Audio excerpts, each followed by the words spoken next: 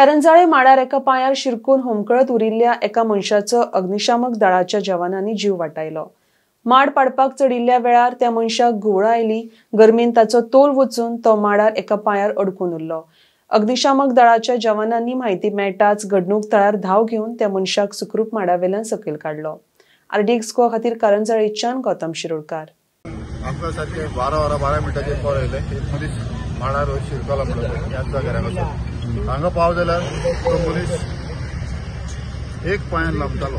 एक पाव तेजे ते मिशीन हा न्हू, म्हाका दिसता सांगूंक जायना, गरमी हा थोडी ताका घुंवड वायली आसतली। तो एक पांयान लांबतालो आनी एक हात तेजो माडाक घातलो, पूण ते पांव शिरकलो म्हण तो वयर उरलो।